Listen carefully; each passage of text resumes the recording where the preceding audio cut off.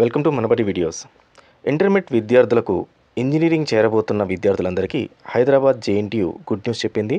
ఇంటర్మీడియట్లో 90% మార్కులు సాధించిన విద్యార్థులు కొందరు ఇంజనీరింగ్లో చేరాక మొదటి సంవత్సరంలో ఫెయిల్ అవుతున్నారు. ఈ విషయాన్ని గమనించిన జేఎన్టీయూ హైదరాబాద్ అలాంటి విద్యార్థులకు రెండో సంవత్సరానికి ప్రమోషన్ ఇచ్చేందుకు వీలుగా తొలి ఏడాది అకాడమిక్ క్రెడిట్స్ను 75%కి తగ్గించడం జరిగింది. అలాగే ఫస్ట్ టైం వచ్చిన యూజర్స్ ఖచ్చితంగా సబ్స్క్రైబ్ చేసుకోండి. సబ్స్క్రైబ్ బటన్ అయితే మీకు ఈ రకంగా ఉంటుంది, ఇక్కడ ఉంటుంది. దీనిపైన క్లిక్ చేసిన తర్వాత మీకు ఇక్కడ బెల్ ఐకాన్ అనేది కనబడుతుంది. ఈ బెల్ ఐకాన్ పైన మళ్ళీ క్లిక్ చేశారనుకోండి, ఆల్రెడీ మీకు టిక్ మార్క్ అనేది పర్సనలైజ్ పైన ఉంటుంది. అది తీసేసి ఆల్ అనే దానిపైన పెట్టిన తర్వాత మీకు నేను చేసే ప్రతి ఒక్క వీడియో నోటిఫికేషన్ రూపంలో మీకు వస్తుంది. కాబట్టి ఏ వీడియోని కూడా మిస్ అవ్వరు. అలాగే ఇక్కడ లైక్ చేయండి, మీ ఫ్రెండ్స్ కూడా షేర్ చేయండి. ముందుగా క్రెడిట్ సిస్టమ్ అంటే తెలుసుకుందాం. ఇంజనీరింగ్లో జాయిన్ అయిన తర్వాత మీకు వివిధ రకాల ఎగ్జామినేషన్స్ ఉంటుంది. Semester end examinations, mid examinations, lab examinations, internal examinations అంటూ వివిధ రకాల ఎగ్జామ్స్లో మీకు వచ్చిన మార్క్స్ ఆధారంగా మీకు క్రెడిట్స్ అంటూ ఇవ్వడం జరుగుతుంది. ఉదాహరణకి ఫస్ట్ ఇయర్ జాయిన్ అయిన student by end of the first year అంటే ఫస్ట్ సెమిస్టర్ సెకండ్ సెమిస్టర్లో మొత్తం టోటల్ 40 క్రెడిట్స్ అంటూ ఉంటుంది.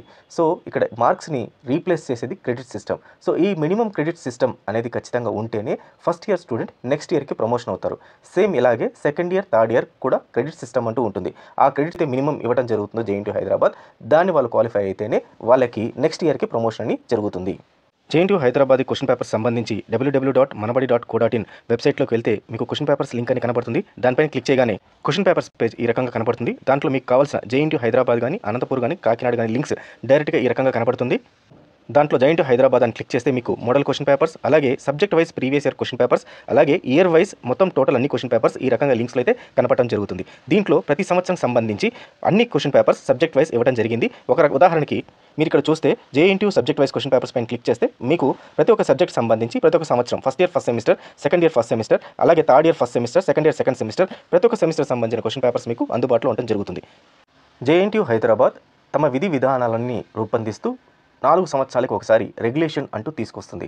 దీని ప్రకారం మనకు లాస్ట్ R22 రెగ్యులేషన్ అనేది 2022 సంవత్సరంలో తీసుకురావడం జరిగింది.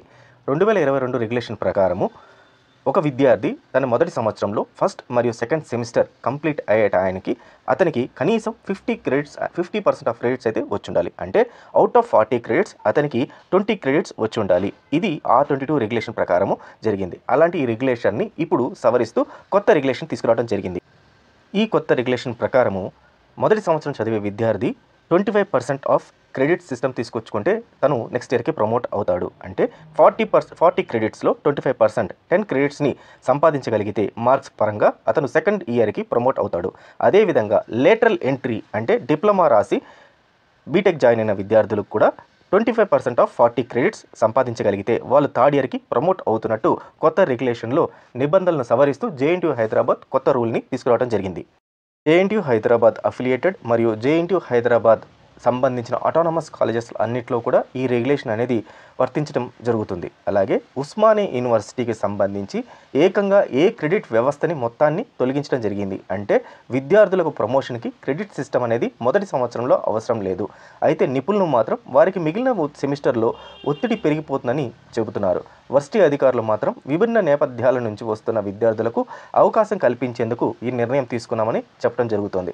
అయితే ఇంజనీరింగ్లో తొలి ఏడాదిలో 100 మంది ఉత్తీర్ణులు కాకపోవడానికి పలు కారణాలు కనిపిస్తున్నాయి.